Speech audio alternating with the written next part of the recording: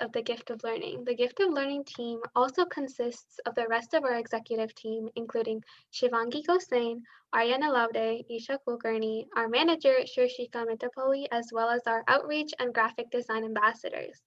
Before we begin, we would like to give some background info about the Gift of Learning. The Gift of Learning is an online tutoring organization that is working towards making educational resources available to everyone. You can be part of this mission and register to become a tutor through the Google form in our Linktree. More information about the Gift of Learning can be found on our website and our social media platforms. We are also active on our Instagram, LinkedIn, YouTube, Facebook, and Twitter. Our website link has been updated, so please check it out using the link in the chat. Throughout the webinar, if you have any questions, please message Shivangi Gosain, who will be moderating today's webinar. Let us now begin our webinar. So today we have Mrs. Lauren Wetherbee with us. So she told us that WU test prep materialized when the founder, Lauren Wetherbee, was working with a junior Olympic hockey player. They could never find time to meet due to his travel schedule, so Lauren began to text him ACT questions and video solutions. This process only took a couple minutes a day, and he ultimately scored a 32 on the test. Lauren realized that test prep need not be a time-consuming, insanely expensive, and anxiety-producing process. She adapted the daily text idea into a tech product. Students would receive a text message every day with an ACT and SAT question, to which they would respond and receive a video solution in turn showing how to solve the problem. The product is adaptive and gives students progressively difficult questions once they've mastered easier ones. WU Test Prep can prep students in 2 minutes a day. Mrs. Wetherbee will now give us a presentation and some of her thoughts on the SAT and ACT standardized tests. Ms. Wetherbee, you can start when you are ready. All right, thank you. Let me share my screen. All right, let's do this. All right, let me go to present. Okay, welcome everybody. Happy you're here. I like to say that I'm basically like a human t-shirt cannon for test prep. I love standardized tests. I actually, in non-COVID times, would go in and actually take the ACT and the SAT a couple times a year because I thoroughly enjoy them. Anytime a new test is released, I'm super excited to take it. I'm just good at standardized tests, but also these are more like logic games to me, right? Than me having to freak out about memorizing a bunch of trivia, right? So when I usually ask people, what they think is going to be on the ACT. Oh shoot, sorry. What's going to be on the ACT? Oh shoot, sorry. Yeah, why is it doing that? Sorry. What's going to be on the ACT and the SAT? Most people think it's going to test how well you have read literature and every single math concept you've ever learned since middle school, right? So you probably learned a couple hundred math concepts since middle school. It's not going to test all of those, right? It's not a test of trivia. Most of it is not even outside knowledge, right? So the ACT and the SAT, when I tell people what's actually on it, right, it comes down to about 10 grammar concepts, right? Most of those you absolutely have learned, right? When I say grammar concepts, I mean commas, verbs, right? Pronouns, right? Keeping things parallel in a sentence, yeah? So things that absolutely I'm certain you have learned before because students learn that in middle school, right? Whether or not you retain that into high school is another story, but again, you're not learning absolutely new concepts, right? It's brushing up on some older, some concepts that you learned in middle school, right? I mean, you know what a comma is, you know what a verb is, you know what a pronoun is, right? So if you can do some refresher on that stuff, it's not super difficult to figure out how to do the grammar on the test, right? A good portion of the English section as well is just more reading comp stuff, right? So and editing things in a text that is actually in front of you. Other than that, you need to know about 20 math concepts. So we'll go through differences between the ACT and the SAT, but the ACT tests about 20 math concepts. The SAT probably tests closer to 15 math concepts, right? So Other than that, you have to know how to read, right? So if you can read and you can analyze figures and tables, again, they give you figures and tables, they ask you questions about them. Like the only outside knowledge you actually need are these 10 grammar concepts and these 20 math concepts. Grammar concepts you absolutely at some point have learned. You've probably learned most of the math concepts on the test, right? So depending on what year you're prepping for it, right? So if you're like a junior, some of the like harder math concepts, like it's feasible that you haven't learned them yet. But most of the stuff on the test for the math you have learned, right? Generally, it's like the first third of the test is like things that I should be able to give a 6th or 7th grader. And then the second third of the test is like a 9th or 10th grader.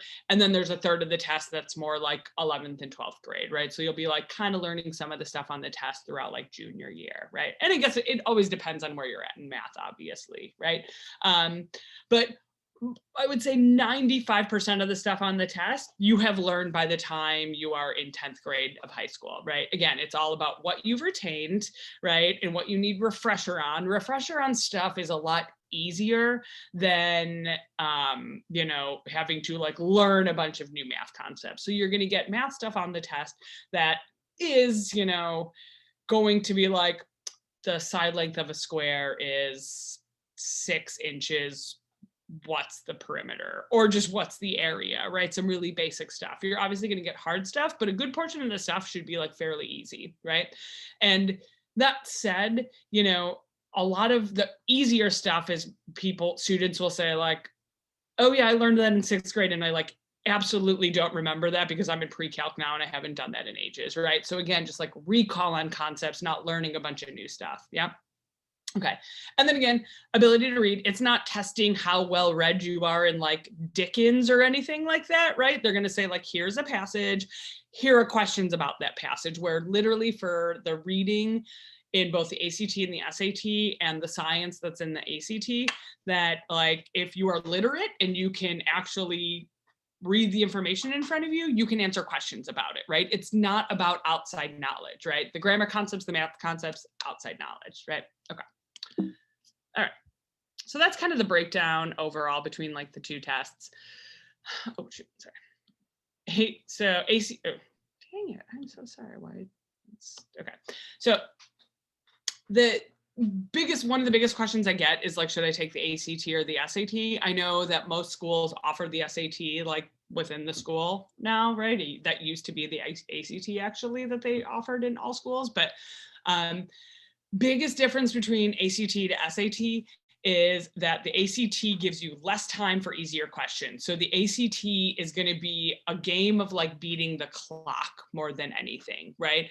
So for the ACT and like if you have like any student that has extended time, I strongly recommend that you take the ACT because like if you had unlimited time for either of these tests, I would never tell anybody to take the SAT, right? Just because like the ACT is just easier, but it's going to make you do is go super fast through the questions, right? I guess not super fast. I don't want to like scare people, right? But like, it's going to make you answer easier questions, but like, you're going to need more strategies for pacing and like eliminating answer choices and stuff like that, right? Immediately like categorizing like questions, like to know what it's testing and stuff, right? So less time for easier questions. The SAT you're really not going to feel like you're under a time pressure on the SAT. Most people are not under a time pressure on the SAT.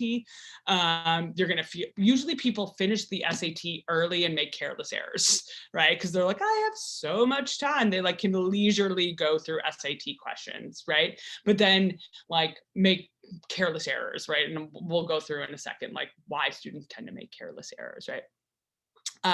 ACT, right? Again, you'll be like, oh, for other than like the English section, usually people are like, I was super rushed. Like, so you really have to learn a lot of pacing for the ACT. But if you can figure out the pacing on the ACT, it tends to be easier. Other than that, the ACT has a science section and the SAT doesn't. Calling it science is a little bit of a misnomer, right? So like, I mean, the backdrop of it is science, but like loving science or absolutely loathing science does not really tell you how great you're going to be at the science section. It's not really testing like how much you know about chem or like physics or bio or anything like that. I always say like, I'm a giant math nerd. I have like a bunch of math tattoos, but I wouldn't help a fourth grader with their science homework. Like I don't remember anything from middle or high school. So like, I'm like, I know gravity makes things fall down. Like I know if you heat something up, it gets hot and it boils. Like, I mean, like just from being a live adult, I know certain science principles, right? But I don't remember the nuances of like what I learned in like bio and chem and like physics, like back in the day, right? But I can still get a 36 on the science section, and that's because it's mostly data analysis, right? So it's like it's like, here are figures and tables. Can you pull information out of these figures and tables, right? They'll be like, according to figure 1, what is the boiling point at a temperature of 100? And you're just finding a point on a graph, right? So that's really more what the science is about, right? So I like to say, I have a degree in finance, and I'm like, they could have called the science section finance and give you a spreadsheet and ask you the same, and like figures and tables about that, and ask you the same type of stuff, right? So it doesn't necessarily need to be about science. It's like, can you read figures and tables? Yeah. You'll get a couple like need to know about science questions, again, more basic stuff like needing to know what gravity is and maybe pH and stuff like that, but like some more basic science stuff, right? Okay. And then, so that data analysis like is also on the SAT, right? So the SAT does not have a science section, but it's going to give you data analysis in like the reading comp and like the English or writing and language section. But again, you have what's the biggest problem with the science section for students on the ACT is like figuring out the timing on it. The SAT will give you a lot more time to answer data analysis questions, which makes it feel a little bit easier for the data analysis section. But yeah.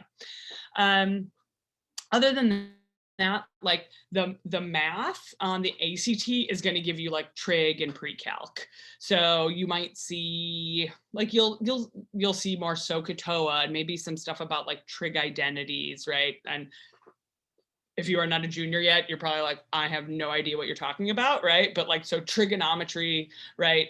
Like certain like sine, cosine, tangent stuff will appear on the ACT and less so on the SAT. You may get like 1 to 2 questions that ask you about trig on the SAT. Same thing for like pre-calc, like you're gonna see some like more advanced concepts on the ACT, but they will test them very easily for you. So it's like, if you've learned them, they're extraordinarily easy. It might as well be 2 + 2 = what, right? But you have to have learned them to have any idea what they're talking about. The SAT is going to be math-wise a lot of algebra and like coordinate geometry. So lots of like playing around with variables, and then you won't really see much in the way of like plane geometry, which by that I mean shapes, right? So like triangles, rectangles, squares, stuff like that. You're going to see lots of coordinate geometry, equations of lines, like a line in a coordinate plane, circles in coordinate planes, right? Tons of quadratics, right? So lots of parabola stuff, right? So the like x² + 5x + 6, like what are the factors of that? What are the solutions? What would the graph of that look like? And stuff like that, right? So those are the biggest differences between the tests. The SAT in overall tends to be more suited for people that really love math, right? And the ACT and like people that really like to like think through problems and not be rushed, right? Who say like, I don't care how rushed I am, or I don't care how hard the questions are, don't rush me, or everything's going to fall apart for me. So the ACT is better for people that are like, oh, I'm totally fine. If I have to go quickly through things, I'd rather the questions be a little bit easier. So those are the big differences between those. Yeah. Okay. Okay. So the other common questions I get are like, when should I take a test, right? So it totally depends like per student. Yeah. So it really depends on like, where are you starting at and where do you want to end up, right? So the ACT is out of a scale of 36, right? The SAT is out of scale of 1600.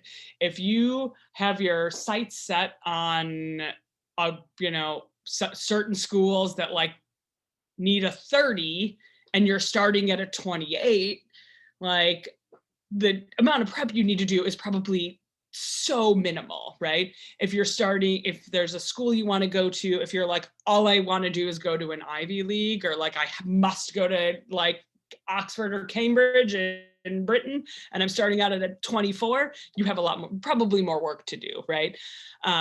So that said, little tweaks make really big gains on these tests. Sometimes just knowing your pacing on it is like extraordinarily helpful, right? You don't want to go so fast that you make a bunch of like really like silly mistakes. You don't want to go so slow that you did like overthink every question, that you leave a bunch of questions unanswered at the end, right? So I don't want to say that like if you're scoring at a 24 now, it's like bad. It's actually not bad for a diagnostic test. But it really depends on like where you need to end up and where you're starting at, right? Like those are the gains like you need to make, right?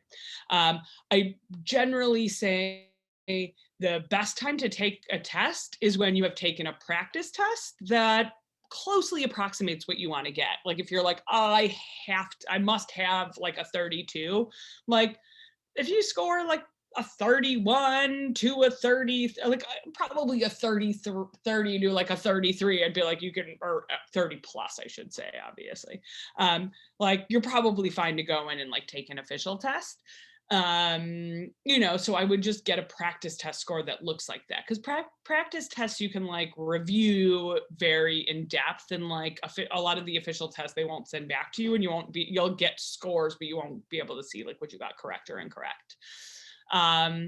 So I probably should have put, so the last bullet point here is how many practice tests should I take and where can I find them? I usually tell students to take 2 to 3. You just want to make sure that it's fairly consistent. You basically want to go into the test and feel like you're like, it's like riding a bike, right? Where it just feels like very natural, that even when you're in the test and like, you're like, oh my gosh, this is an official test, therefore like I'm a little bit nervous, you're like still going through getting the timing correct, and like, not making careless errors, right? Okay. That said, so if you're going to do the ACT, I usually tell people to go to this crackact.com. It will literally have every single official test that has ever been released. So like they release 3 tests a year, as does the SAT actually. This is where you can find them. So crackact.com, all the ones at the beginning are recent, and the ones that, it's basically goes from like recent to like less recent. So I would start with the most recent ones and like work my way back.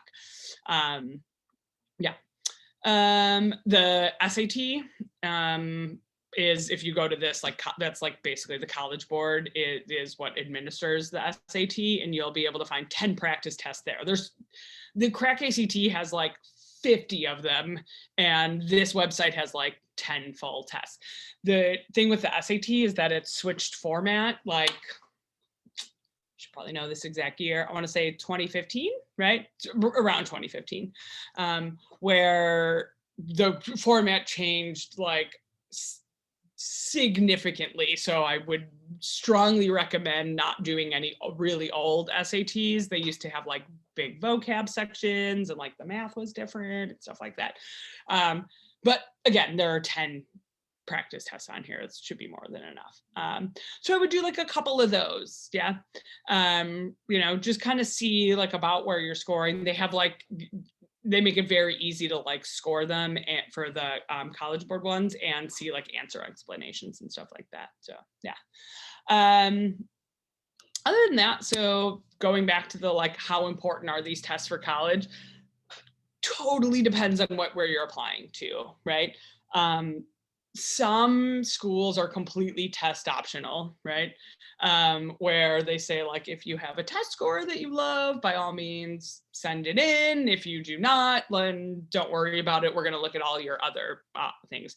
As a person who owns a test prep company, I'm actually super happy about that. I think some people just don't respond well to standardized. Not everybody's like me, like, thank God. But not everybody has to be like super weirdly good at standardized tests, right? In the same way that you don't have to have a fancy internship, you don't have to have gotten a super high math grade. I think a lot of schools are moving towards this test optional nature of their application process, which I think is good. It can bolster your, like, if you're like, I'm pretty good at standardized tests, like, by all means, go in and like get a great test score and like throw it on your application. But if not, like, don't freak out about it. Even when schools weren't moving towards test optional, I always told students, I'm like, it's not going to get you into your dream school and it's not going to keep you out of it. So I have programs in a ton of schools, and I've worked with thousands of students, right? Just even personally. And I've seen people get into places like Yale and Harvard with 28s, and I've seen people not get in with 35s and 36s, right? Like, for ACT at least. It really depends on, like, it's like breadth of application. They know not everybody's good at standardized tests. It's like why they're moving away from making it absolutely required, because it's just like freaking people out more than it's helping them, being helpful for applications. So sometimes important, like, it can help differentiate you a little bit, right? But like, there's so many other things on your application that don't like think it's going to keep you out of a school and don't think it's a magic number that's going to get you in wherever you want, right? Okay. COVID. So I would say COVID, for what I just talked about, COVID has changed the game in the sense that, like, a lot of schools were forced to go, like, they had to go test optional, right? I mean, people couldn't take tests. You can't, like, make part of your application, like, that would be like making part of your application process that you like scaled Mount Everest. And it's like, most people can't scale Mount Everest. So like, why would we make that part of our application process? So obviously they had to like gut tests. My guess is that they're going to realize that that was fairly helpful for them, and like the breadth of applications that they're getting and stuff like that. And they probably are going to realize that it like didn't make their admissions people's jobs like an absolute disaster to do. So I think it'll probably stay. I think a lot of schools are going to stay as like test optional, which again, I think will be good. I would get a sense of what schools you like. Like, I mean, Google search any, like, if you can Google search test optional. I bet if you put test optional C, it's going to pop up test optional like colleges, right? So just like Google search a lot of that stuff, right? And figure out who's going to stay. Like, a lot of schools were like, we're going to be test optional for the next 3 years. So like, that's going to stay for a while. And they're like, oh, and then we're going to revisit it. So I think a lot of this stuff is going to stay for at least the time being. So if you're a freshman, sophomore, junior, if you're in high school, I could have made that shorter, right? If you're in high school, it probably is going to be where a lot of schools are still test optional, right? Again, so you can still take a test and like submit it, but like may not have to. The super scoring. So for super scoring, again, I would like Google search like schools or like super score, and like there have to be, there's a ton of websites that will list off what schools super score for you.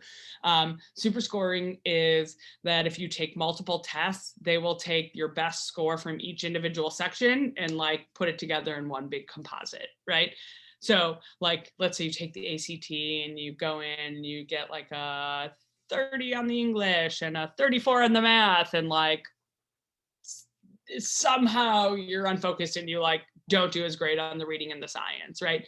If you go in and take a second test, like even if your English and math are lower, they'll take if your reading and science are higher, they'll take your reading and science and average those with your better English and math for like a full composite score, and that will be your score for your ACT score or whatever. And they'll do that with SAT as well.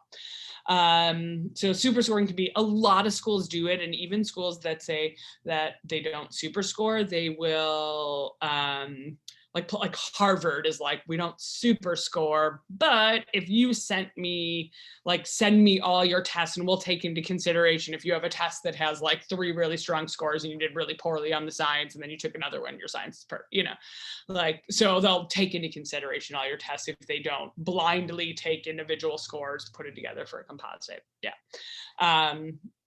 Okay. So so now I'll kind of go into like what my company does. And again, like, ACT prep historically has been like extremely time consuming and expensive and dull. Like test prep tutors charge like anywhere between like 100 and, I've seen up to $500 an hour, honestly. And people will do hours upon hours of test prep a week. I really don't think it has to be like that. Again, going back to the fact that it's like needing to like master 10 grammar concepts and like 20 some math concepts and just like knowing how to read and like knowing your pacing on it, right? Let's see. I always say like ACT and SAT prep doesn't have to suck and be expensive to be effective, right? So what I developed is this daily text, right? So again, I was working with this like junior Olympic hockey player, and he was in like Eastern Europe all the time. And so we weren't even on like same time zones to be able to meet. So it was like never working out. And I just started texting him like questions. And like, if he got it wrong, I would write out a solution on my iPad and I would send it to him. And he did phenomenal on the test. Literally never even met him in person, right? He's probably like a famous athlete now. And I'm like, never got the pleasure of meeting him and getting free tickets to hockey games. But anyway, right? It did show me that like doing this little bit of like micro learning, like a day, right? Which is kind of like how education is, when I go to education conferences, I've learned is like, it's not like, I say like, oh, students, like if you try to talk at them for 50 minutes, they don't like, not understand, but like they don't remember everything. And I'm like, adults are like that. I'm like, if somebody talks at me for like more than like 10 minutes, I'm like absolutely thinking of something completely different and super non-important after, right?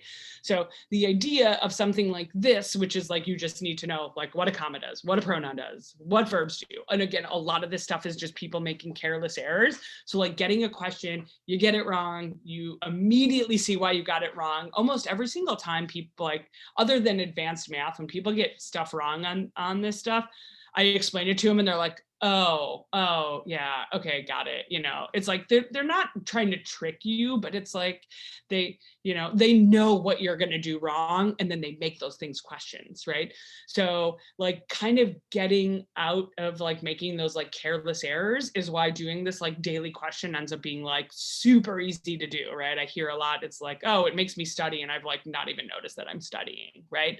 So it's like, right to your phone, like we'll go through, we have like an app launching next week to support this, but like all my tech people were like, oh, we should just make it into the app and not do the daily text thing. And I'm like, I have like 10 apps on my phone that are supposed to like make me smarter and like, make me like do a little bit of thinking every day. And if I don't log in, like, I just don't log into them. Like, I'll like look at my credit card bill and be like, oh, that's a thing I haven't used in 2 years.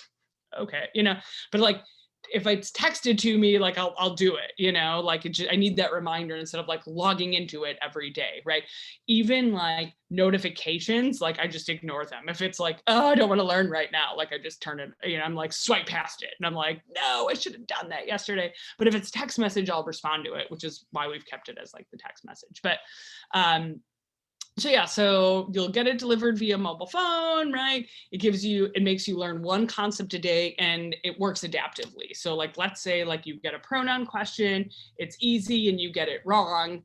The next pronoun, you'll watch the video, the next pronoun question you get will give you the same difficulty level. So hopefully you've mastered it, right? And then as you're doing well on concepts, like it'll just give you increasingly harder questions, right? Like a lot of like self-paced test prep, like a student just doesn't know what they don't know, which is why giant manuals aren't super helpful either. Is like, here's a 700-page manual and you're like, what should I even be studying here? Or like, you probably know some of it, not all of it, right? And it's totally student specific, right? So this will just like throw questions at you daily, right? A question a day. And then we'll go through what the app does to say, like, it will give you analytics to be like, oh, you are like baller at that like grammar section, like your commas and pronouns are amazing, but you're getting modifiers wrong, like, you know, so it'll push you into like, you know, or it'll tell you what you need to like work on. So just really quick, this is like screenshots of it, right? So, and I have a video of how it works. Like, actually, maybe that's like the better thing to do. So I'm just going to show you a video of how so this would be like getting it to your phone. So you get it to your phone, right? It's like literally a question and like an image. You pull it up, something like this, right? It tells you to text back the letter. You text it back.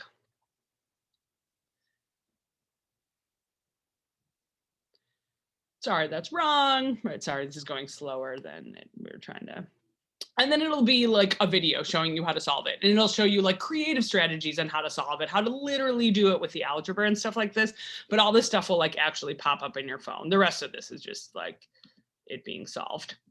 So that's how it works. And again, it just like works adaptively. It's super easy to do. I already went over this. This is so like, this is so school that I have my programs in Chicago. We did like a pilot with them for a year, and we saw like this is the kind of point increases we saw literally just from, and like Olympic hockey player I was telling you about, he was like, oh, those pain in the ass questions you sent me all the time, like that's all I did. And he was like, they were super annoying, but like, oh, it got him to a 32, right? So that's kind of what I hear. Like some students like absolutely love them. So like you may be a student where you're like, oh, it's super fun. Like I like getting these questions every day. It like keeps me on point. I'm studying without me noticing, you know, but these are the generally like increases we see without you having to like get a giant manual that's going to like dislocate your shoulder from like having to carry it around, you know. And then our supporting app now is so launching in like a week. It'll, you know, so basically if you do your questions every day, they shouldn't take more than 2 minutes, right? If it's advanced math, the like video may be a little long, like a minute and a half, not long, like 5 to 7 minutes, but like really quick questions, right? And then our backend analyzes like what you're doing, what you're getting correct or incorrect, gives you some data analysis. And then we'll be like, hey, this is what you like struggled with this month, or like this, I mean, you can check it weekly, obviously. And then you can go into these like in-depth lessons, right? So like in the app, you'll get something that's just like longer, right? So you can be like, oh man, I like really botched verbs, you know, or I really botched like equations of lines or whatever it is, right? And then you can go into the like video for the associated video for that, watching that's longer, again, like 5 to 7 minutes. None of the concepts on this test should require like hour-long videos for learning them, right? And then you can go in and like do quizzes on, like, so let's say you're like, commas were my problem. You go in, you watch like the comma video or videos, because commas, like, you know, they're a bunch of different, like many different like comma lessons, like, and they're, you know, they'll be teased out in like micro concepts. It'll be like a positive comma is like commas with the word and, right? So there'll be like still micro concepts. And then you can go in and take quizzes with them to be like, oh, okay, you know, I get that I should put a comma in front of the word and only if after and could stand on its own as an independent clause. You do 10 of those questions, I promise you, you're not getting that concept wrong ever again. You know what I mean? It's just like laser etching these like mini concepts into your brain. And then leaderboard, right? So like if you're competitive, right, you can see like how, you know, like where you stand and like how many questions you've got correct or incorrect. So the app really kind of like takes your daily questions and like tells you what to work on, so you're not working on things that you are already good at. You know, it's just focusing on your weak area, like nitpicking into your weak areas and like telling you to study those in more depth. That said, so you can screenshot this if you want. But if you send an email to this, my name, Lauren@wootestprep.com, name, grade, obviously your mobile number is going to be important for us to text you, and then your school, and like we'll give you, you know, like 3 months for free so you can just start trying it out, and then it's only $10 a month. So, but we'll give you like a free trial period, like, you know, just to try it out and see how you like it. If you're awesome at standardized tests, you may only need 3 months to master everything too. So, yeah. Now questions. So thank you so much for your presentation.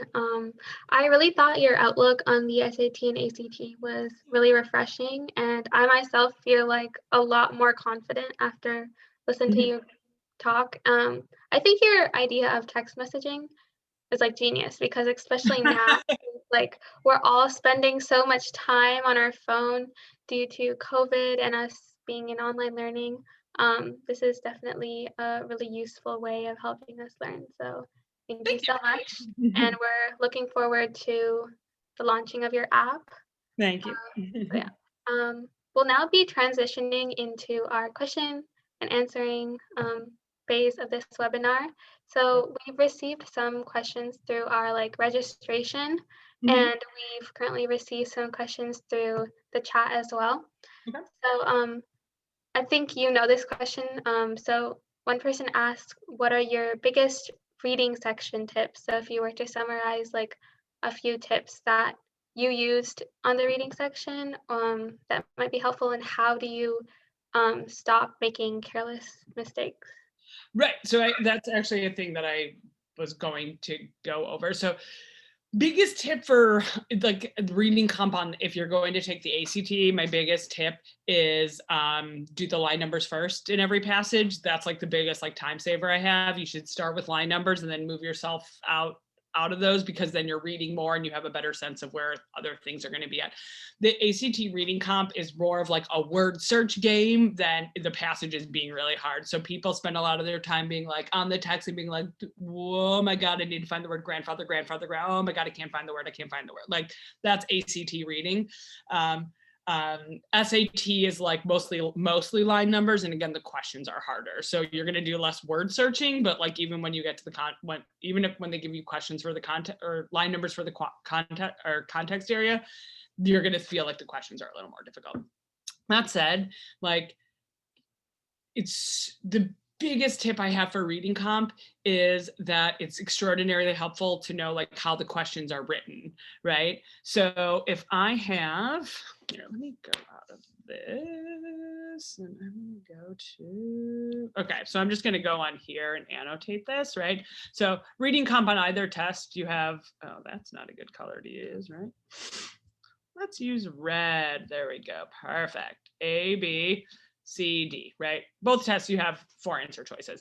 Biggest mistake I see, and so obviously since I have like a tech product, like I and my initial my background's like in computer science and like econ and finance, so like I'm the biggest, like I'm like, give me data and let me learn everything about it because I'm super boring anymore. But okay, so you have 4. So the biggest thing I see is that like it should, and we'll see if people know why this is the case. This is the least commonly picked answer choice, and this is the most commonly picked answer choice.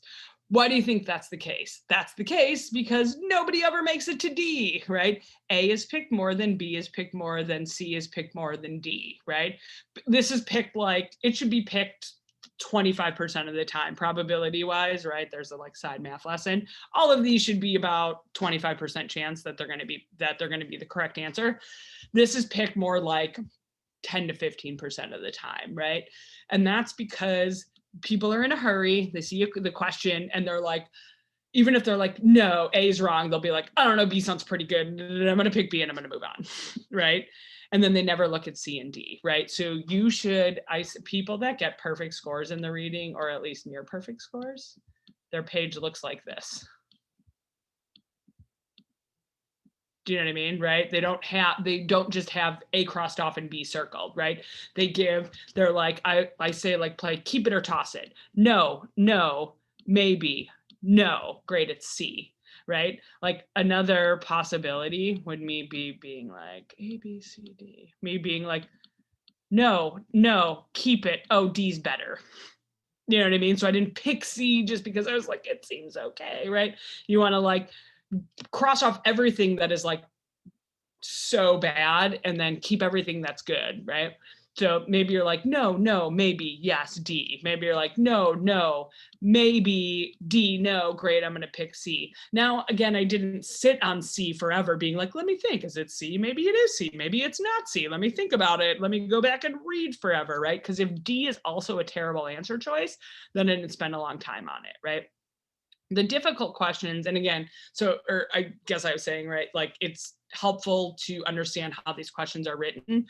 Most people think that if I want to make a question hard, like I make the question stem itself hard, right? The question before, like the actual question in front of the answer choices, right? That's not how I make it. No, one question stem is never harder or easier than another question stem. It's how close I make the answer choices to one another. That's how I can be like, I could take the exact same question stem and be like, I'm going to make this super easy by making A, B, and D such awful answer choices that people would be like, who would pick that? Like, it's so bad, you know? I make a question really difficult by when people are like, honestly, I don't even understand the difference between B and D. I don't understand how one of these could be correct and one of them could be wrong. So whatever, I just picked B and I moved on, you know? So you always want to be like eliminating your answer choices. So make sure that like, you don't pick the first option that seems decent, right? You want to like cross off everything. If you have more than one, let's say I have 2 answer choices left, maybe I do have to go back to the context area and like read more. Maybe I have to read the question more carefully because one thing like answers the question better, right? Maybe one of them is like a little too extreme or anything like that, right? So you want to find reasons to cross off answer choices instead of thinking of like why an answer choice could be correct. The ACT and the SAT's like game is to like take memorable words from context areas and throw them all over your incorrect answer choices. Like, so maybe you read the word like magnificent in like the context area they send you back to. Magnificent will be in the wrong answer choice. Not necessarily, again, it could be in the correct answer choice, but that's how they get you a lot, is that you'll be like, oh my God, I read that there. So those words match up, so I'm going to pick it. You want to find reasons to cross off answer choices instead of thinking of like why you would keep them, if that makes sense, you know? So you have like more of a process of elimination type? Absolutely. Cross things off constantly. Like always make sure that you don't pick like just pick the first answer that works. But again, for timing, like I can't stress enough that it's like you don't want to be like A, no. And then if you're like B, I don't know, B sounds okay. Let me think about B for the next minute. Like, don't think about B for the next minute. If you feel like you don't want to cross it off, then don't cross it off. Because if C and D are really awful answer choices, you could be like, no, maybe, no. Well, I suppose it's B because A, C, and D were really bad, you know? So don't sit on it forever until you've seen that maybe another answer choice might also sound decent, you know? So like, it's like cross everything off that's really terrible. And then if you have more than one left, you spend more time on it, you know? Mhm. If you're like debating between, let's say, 2 answer choices, do you suggest moving on and coming back, or like what do you suggest? You could read the question stem again really quick if you wanted to. Maybe go back to the context area and see if one you could like eliminate. But if not, yeah, absolutely move on. You should do that for everything on the test. Sometimes there's just bad test questions and you don't want to be like, oh, I spent 5 minutes on this question that actually was just poorly written and unfortunately stuck onto a test. You know what I mean? Like it's no question is worth looking at for like multiple minutes. You don't have multiple minutes a question and you shouldn't spend time on it. I'm a math nerd and I will be in like some of the easy math questions and be like, what am I missing? Like, how can this be so difficult? And I'll be like, whatever, I'm going to move on, give it a second set of eyes and go back to it. You know what I mean? You don't ever want like strategy wise, if I said, you know, what would you prefer? Would you rather get one question, like would you sacrifice one difficult question for 3 easy questions? And people would go like, obviously, yeah, but they don't do that in the test. And that's what you should do. You should be like, this question sucks and I hate it. And keep moving on to find easier questions to do, you know? It's totally fine to get stuff wrong on the test, right? Like I mean, you should absolutely be like, oh, it's fine to like get stuff wrong. You shouldn't get things wrong that you know how to do. You know what I mean? Where you people get really low math scores is where it's like, I rushed through the easy problems and made mistakes on those just to get to stuff at the end that I didn't know how to do. Well, now you got stuff wrong you didn't know how to do, but you also got stuff wrong that you do know how to do. Like, well, that's not good because now you barely got anything correct. Like, it's like sacrifice. If you don't know how to do something, you just don't know how to do something. Like, completely fine, totally understandable, like respect, like, but don't get something wrong if you have learned it and know how to do it because you rushed through it and like added something wrong or didn't pay attention to a negative or something like just really careless, you know? Yeah.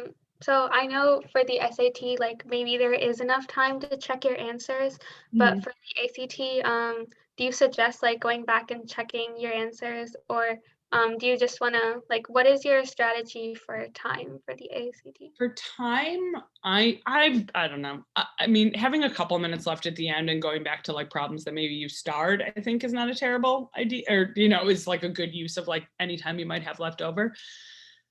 Like, I usually say just pace yourself. Like for English, for the ACT, you have 9 minutes a passage. For the SAT, the writing and language, you have 8.5. I say like just use your available time per passage and be super thorough about stuff instead of doing a like rapid cursory job twice. You know what I mean? Just be super thorough, know how much time you have, like, you know, of course, also like you don't want to like, you should be thinking about the main idea. Other than math, everything else is passage based, right? So you want to be thinking about the main idea to be answering questions. You don't want to have to be revisiting the main idea because like, what if that takes you 30 to 45 seconds to be like, wait, what? Oh, this one was about Michelangelo's creation of this sculpture and why it was blah, blah, blah. Like if that takes you any amount of time, that's too much time to like be like, oh, I'm gonna do everything twice, you know?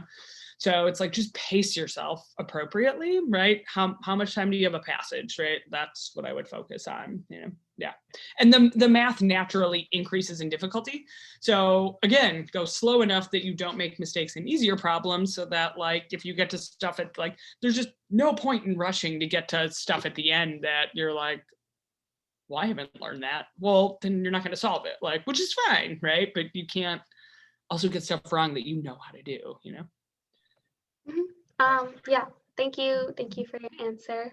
Now moving on from like the subject to like general. So, I think you mentioned this briefly earlier, but like, how do you know if the SAT or the ACT is right for you, and which one do you think colleges prefer, or do they even have a preference? They do not prefer whatever one you're better at. And I would say do, you know, you can either do little bits of like, so I put on that slide all the sites for the practice tests.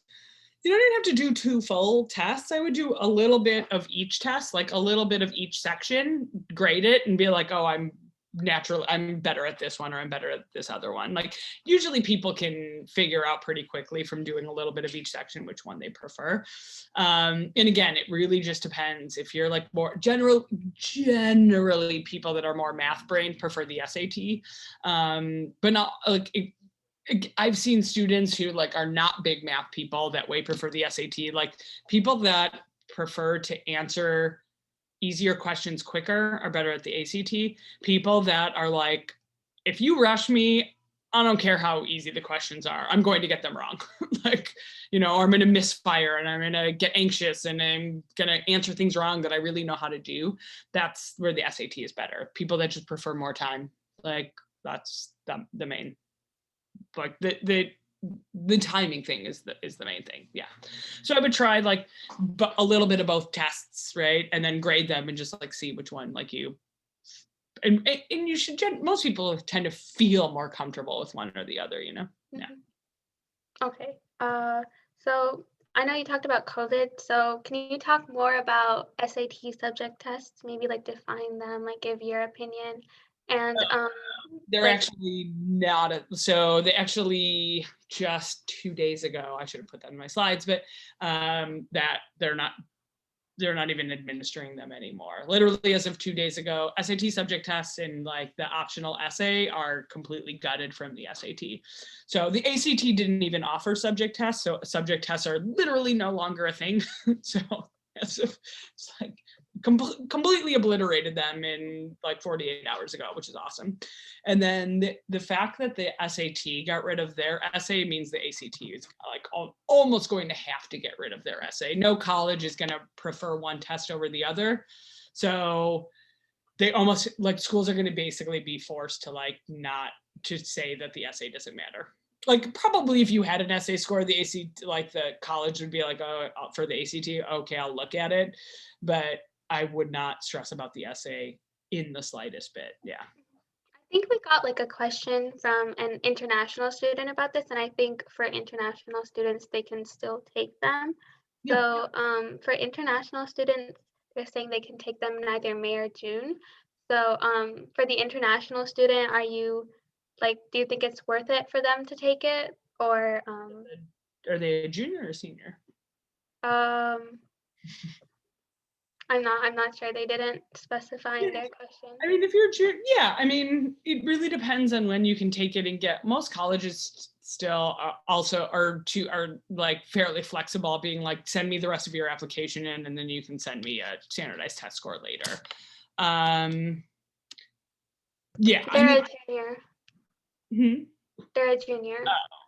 Oh, so yeah, you'd probably still have time to take it. Sorry, yeah, you would still have time to take it. I mean, but if the schools you're applying to don't care about it, then I would probably not be super concerned about it. You know, like unless if there's a school that's like, yes, we really want a standardized test score from you, then you go, I have not able to take it because of COVID, so I'll get you one at whatever test date. And almost every single school is going to be, admissions person is going to be completely fine with that. But everybody's accepting tons of like test stuff late. If even if they require it, you know. Yeah. Okay. What is a score that you feel is satisfactory for good colleges in the United States, such as like Ivies or UCs? So Ivies, again, it really depends on the rest of your application. I have seen people with like high 20s get into places like Harvard and Yale, and I've seen people with like, I was just talking to a student who like got a perfect score on it, who like just got deferred from Harvard, right? And it was like, well, that was a 36, but it did not get this person in, you know what I mean? But I've seen people with lower scores get in, right? It has everything to do with like the rest of your application. Like most Ivies are, you know, you should probably have like a 33 or above, but I've seen people with those lower scores get in who had like amazing service work and, you know, like other really unique, like being great at standardized tests does not necessarily mean you're going to excel at an Ivy League. Like people with like, you know, not even unique backgrounds, but like, oh, I like started a nonprofit or I did this other thing, you know, like just little, like they're not even, I shouldn't call those little either, but like, you know, there are certain things that can make you stand out, and like a standardized test score can like help it can help, but like it's certainly not going to detract from your application either. You know, every school has posted their like median like ACT and SAT score. I would take those as like barometers of like around what they receive. But obviously, you know, your application can be bolstered by like a bunch of other things. You know what I mean? Yeah.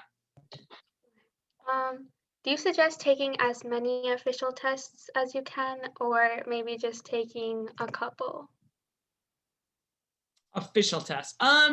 Most people take 2 at least, honestly. I wouldn't go in and like I wouldn't go in to take like 4 or 5 of them. Most people take 2 because the first one they get their nerves up. Even students that are like have taken like 5 practice tests, like they go into the first official test and they're a little nervous. Like usually a second test score I see being slightly better. But I wouldn't say you should take like 4 or 5 tests or anything like that. 1 to 3 is like the general wheelhouse of what I say. If you take like 2 to 3 tests and you're basically getting the same score every time, I would be like, that's probably going to be my test score. You know what I mean? Unless you're like, I can do now devote, you know, Like I can really delve into the things that are my weak areas and stuff like that. And like you hadn't really done any prep before or anything like that, you know? So yeah. Like unless the specifics of your situation are going to drastically change. If you're like, I didn't do prep and I got like a 29 both times, now I have a little time and I can like do a couple questions a day, like stuff like that, like be like, yeah, your score can probably go up. If you're like, I'm not going to do anything in between, then, you know, I would just probably keep my score. Yeah. Okay.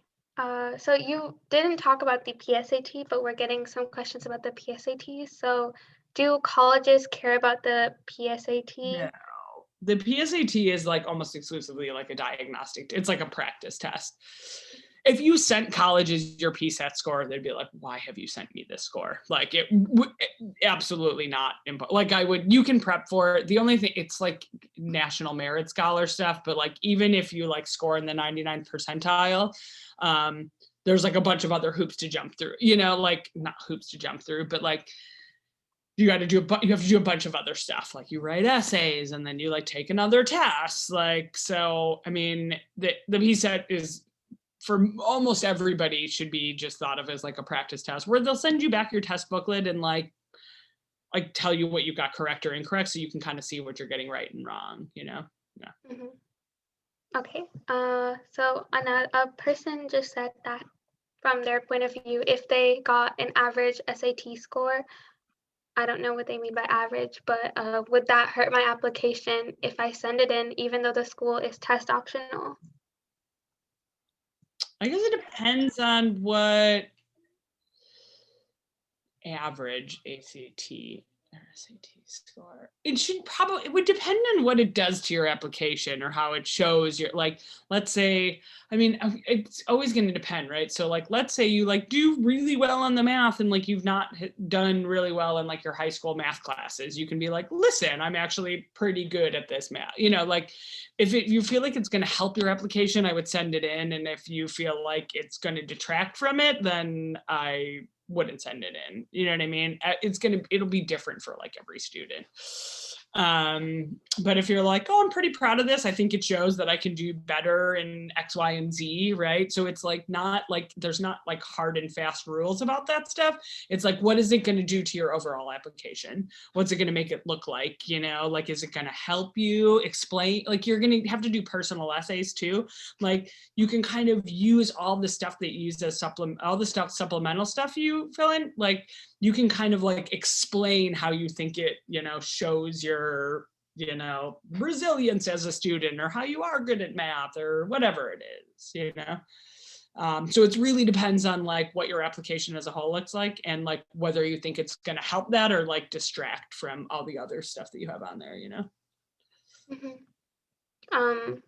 Shishika said, I would imagine college's decision would also depend on what your score is when compared with their middle 50 range, right? Yeah, so that's what I'm saying. Like you can for any college, if you go on their site, they'll be like, this is like the median ACT and SAT score, so that you can get a sense for what it is. You know, so you can be like, oh, most people at University of X have like, or the middle 50 percentile get an average score of 28 or whatever it is, you know. Yeah. And if for the audience members, if you want like additional college statistics, I know that Fairfax County and Loudoun County both have Naviance. So you can just log into Naviance and there's a lot of college statistics on Naviance. So our last question is, are there times of the year that the SAT tests are easier? No, so that's a good point. Like I hear that all the time. No, there are certain tests that can be easier, and that's pure happenstance. It's not like there's some big secret that like the October test is like far easier than other tests. That's absolutely not true. Certain tests do end up being easier than others, but the scale usually accommodates for that. Like that's why the SAT scale is like different on every test, not like vastly different, but like, yeah, I mean, that would be the easiest thing in test prep I could do, would be to be like, take the October test, it's super easy, you know, but then the October test wouldn't be easier anymore and the other, you know, like, no. So, no, yeah, I mean, Yeah, it really depends. Like, it's hard to write like a test to be exactly as difficult as the next test. So like usually they score it and then they create a scale from it for like what that score means, right? So if it were easier, the scale would be, I usually say that like easier tests are worse for you.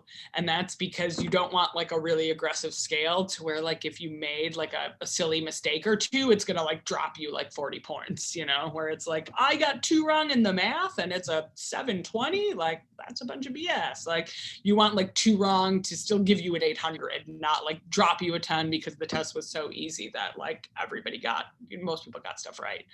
You know what I mean?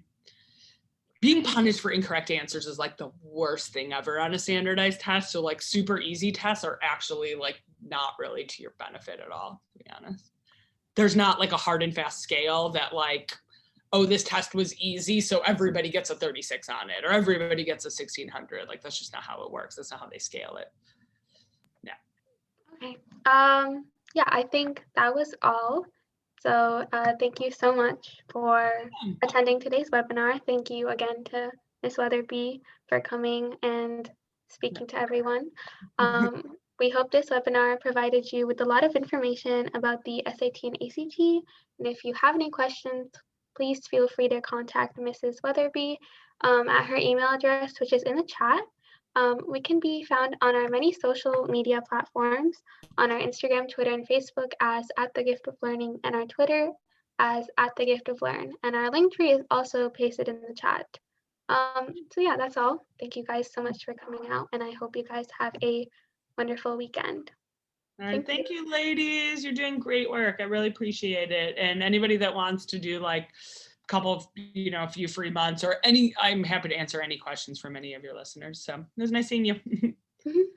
Bye. Bye.